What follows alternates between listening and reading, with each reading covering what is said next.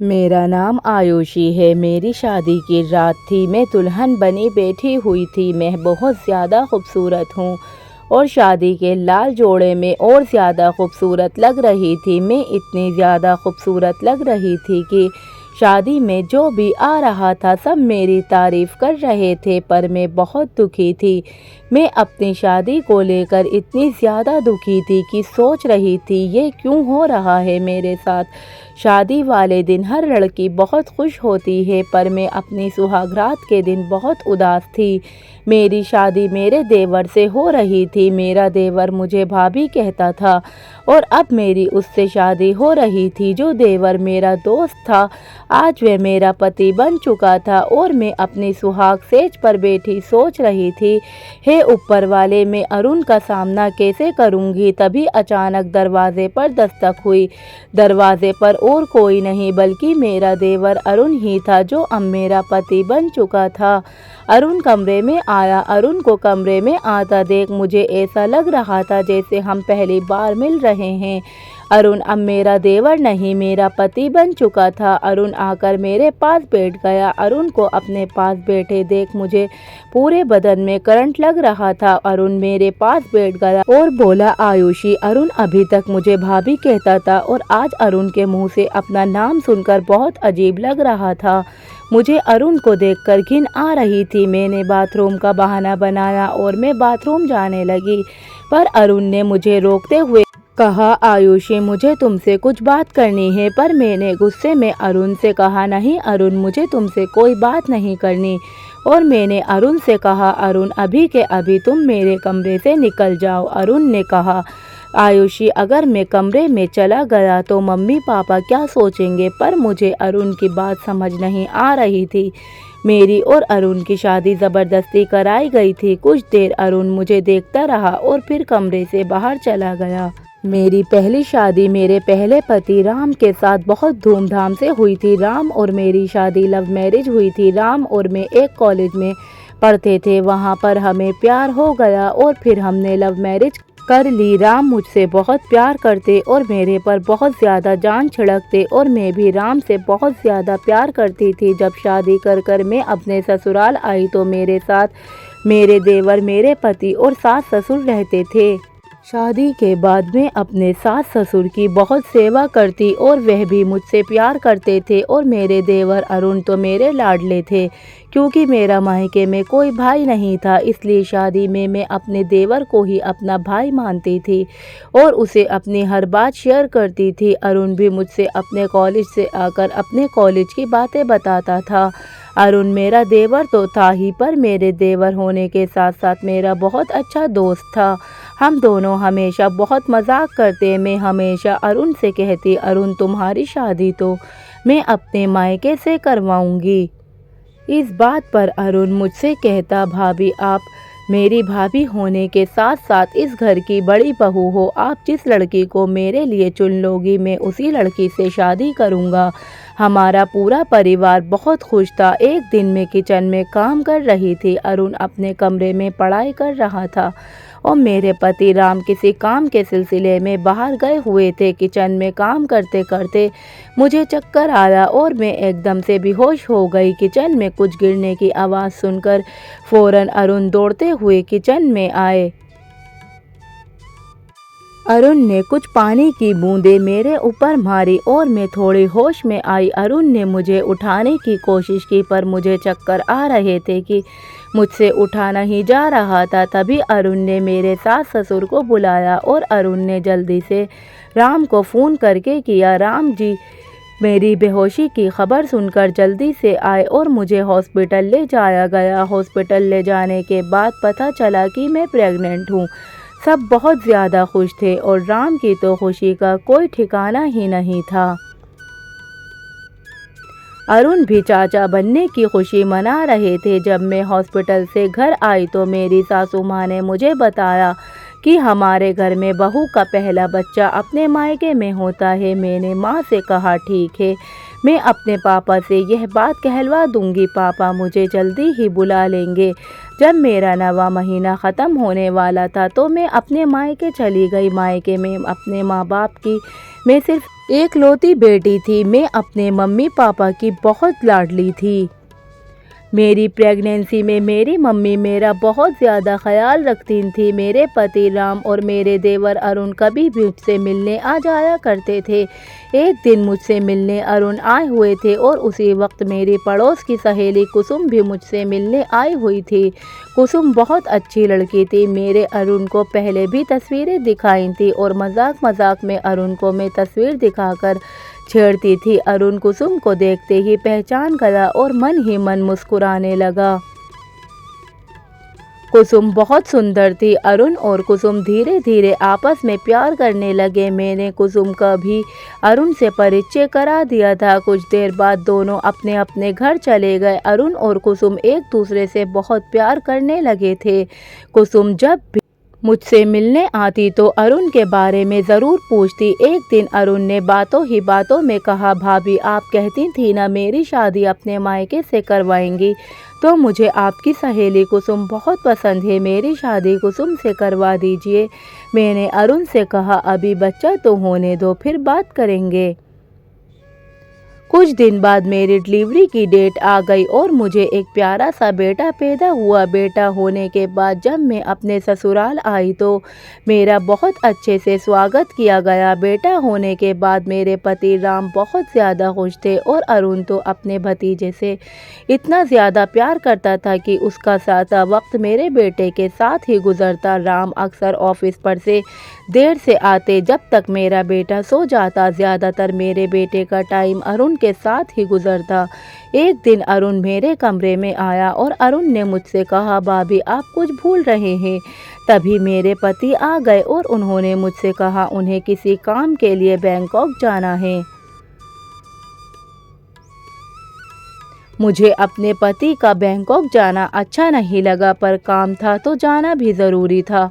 फिर अगले ही दिन राम बैंकॉक चले गए और मैं बहुत दुखी थी। तो मुझे दुखी देखकर अरुण मुझसे अपनी बात कह नहीं पाया। राम ने बैंकॉक पहुंचकर कॉल किया, मैं अच्छे से पहुंच गया हूं, आप अपना ख्याल रखना। 2-3 दिन बीच में हमारी बातें हो जाया करती थी, पर अचानक न्यूज़ में आई खबर ने सबको हिला कर रख दिया। और न्यूज़ यही थी कि जिस कंपनी में राम काम करते थे उस कंपनी ने राम के साथ कई लोगों को काम के सिलसिले में बैंकॉक भेजा था।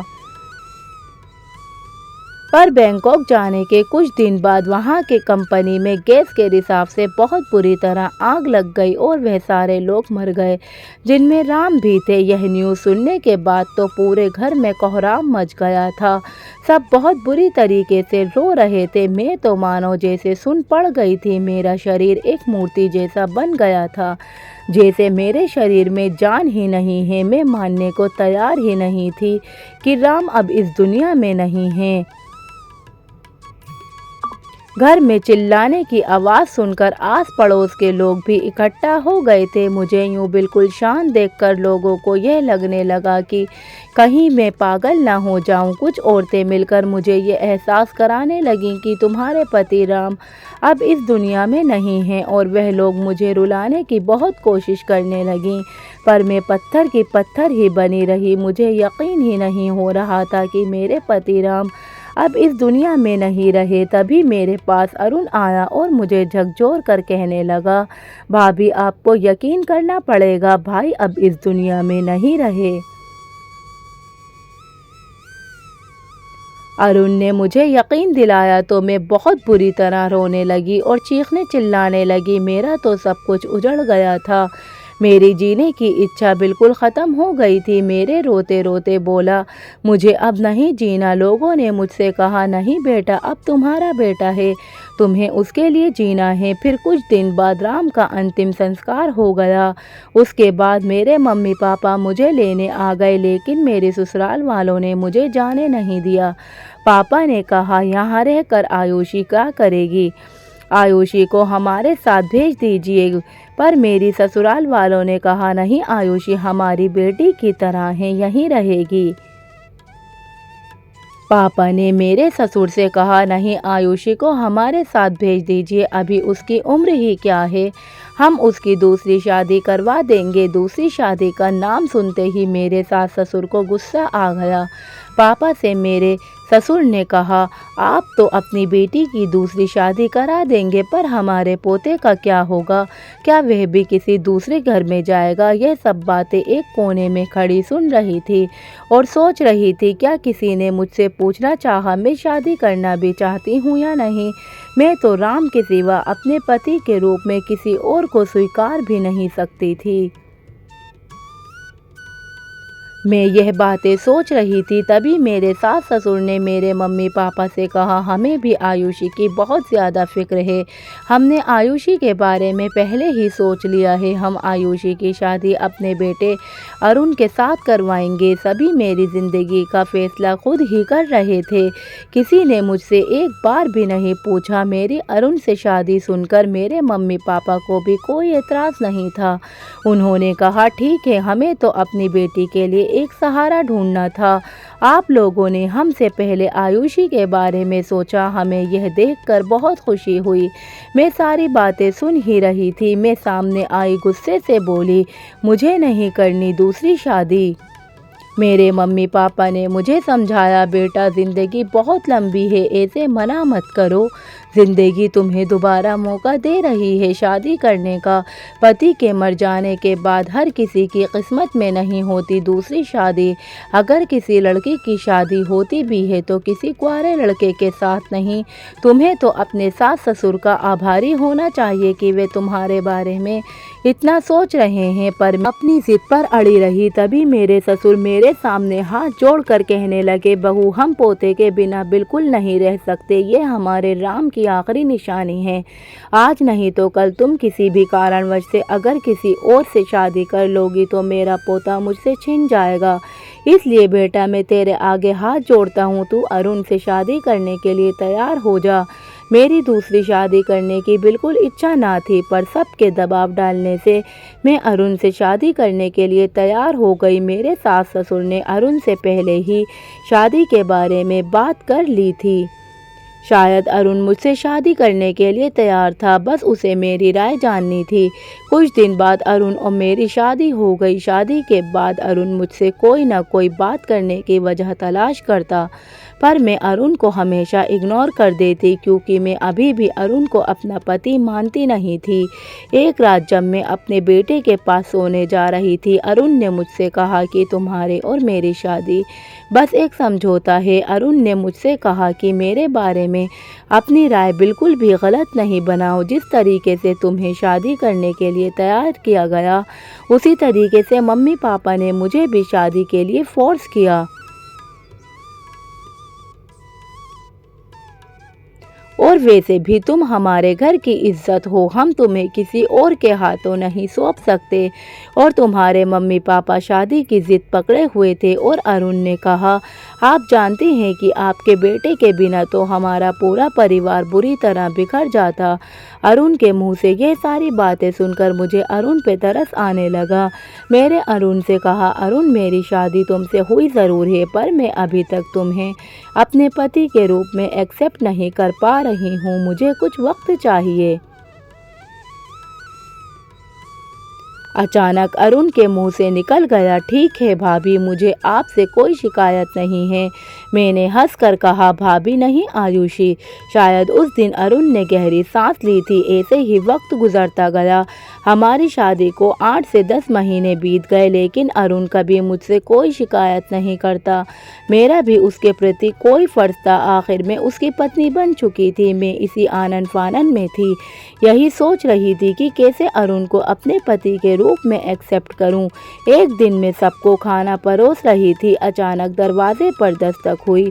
मैंने दरवाज़ा खोला तो मेरे तो होश ही उड़ गए। मैंने दरवाज़ा खोला तो मैंने देखा मेरे पति राम खड़े हैं और मैं उन्हें देखकर चौंक गई और मैं फ़ौरन राम के गले लग गई।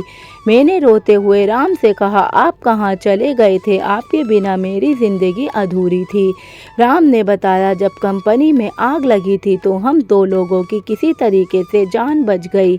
यह आग किसी ने जानबूझकर लगाई थी और जब हम भाग रहे थे तो हमें किसी ने बंदी बना लिया और बंदी बनाकर वह लोग हमें अपने अड्डे पर ले गए और वे हमसे वहाँ काम करवाते। शायद उन्हें का कोई आदमी था जिसे हम पर तरस आ गया और उसने हमें वहाँ से भगा दिया, पर हम वहाँ से भाग तो गए, हमारे पास आने के लिए बिल्कुल भी पैसे नहीं थे। वहाँ हमें एक इंडिया का आदमी मिला और हमने उससे मदद मांगी, पर उन्होंने हमारी मदद करने से इनकार कर दिया। उन्होंने कहा अगर वे मदद करेंगे तो हमसे भी उन्हें कुछ काम चाहिए।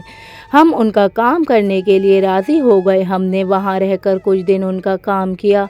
जब उनका काम पूरा हो गया तो उन्होंने हमारे इंडिया के टिकट करा दिए।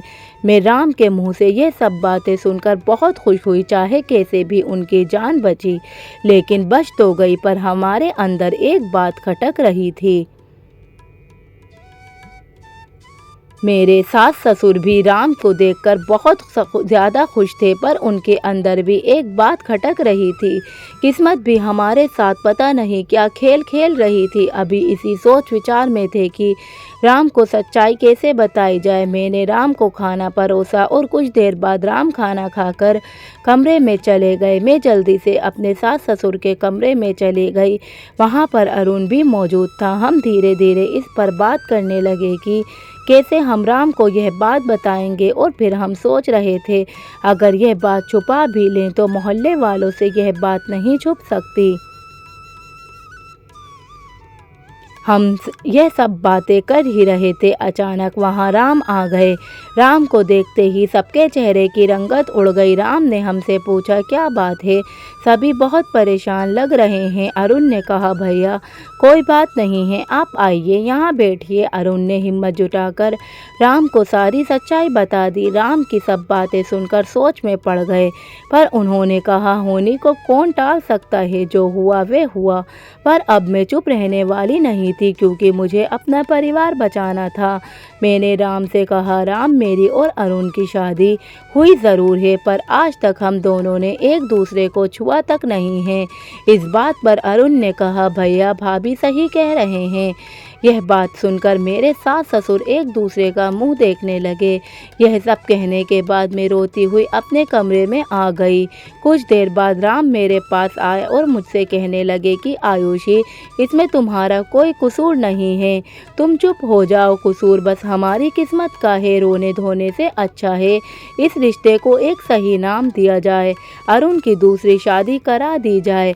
राम के मुंह से ये सब बातें सुनकर मैं राम के गले लग गई और कहने लगी राम मुझे पता है तुम मुझसे सच्चा प्यार करते हो और मैं भी आपसे उतना ही प्यार करती हूँ, इसलिए मैं अरुण से शादी नहीं करना चाहती थी। पर जब मेरी शादी हो गई तो अरुण को अपने पति के रूप में एक्सेप्ट नहीं कर पा रही थी, इसलिए मैंने अरुण से कुछ वक्त मांगा था। राम ने कहा जाने दो आयुषी, अब मुझे कुछ नहीं सुनना, मुझे तुम पर और अरुण पर भरोसा है। पर अब यह चिंता करो कि अरुण की शादी किससे कराई जाए। राम के मुंह से यह सब बातें सुनकर मैं फ़ौरन कुसुम को फ़ोन किया, पर कुसुम मेरा फ़ोन उठा नहीं रही थी, क्योंकि वे अरुण से बहुत प्यार करती थी और मेरी जब अरुण से शादी हुई तो कुसुम मुझसे बहुत नफ़रत करने लगी। मुझे पता था कुसुम ने अभी तक शादी नहीं की थी। अगले दिन मेरा पूरा परिवार मेरे मायके गया। अरुण आज बहुत खुश था, क्योंकि अरुण का प्यार कुसुम थी, मैं नहीं। मुझसे शादी तो अरुण ने मजबूरी में की थी। कुसुम को मम्मी ने घर पर बुलाया। कुसुम जब घर आई तो राम को देखकर शौक हो गई। मैंने कुसुम को सारी बात समझाई। कुसुम बहुत खुश हो गई और अरुण से शादी करने के लिए तैयार हो गई, और कुछ दिन बाद अरुण और कुसुम की शादी बहुत धूमधाम से हुई। अब हमारा परिवार एक संपूर्ण परिवार बन चुका है। हम अपनी अपनी ज़िंदगी में बहुत खुश हैं। प्यार अगर सच्चा हो तो उसे कोई जुदा नहीं कर सकता, जैसे राम और आयुषी का प्यार। दोस्तों आपको ये कहानी कैसे लगी, हमें कमेंट बॉक्स में अपनी राय ज़रूर बताइए।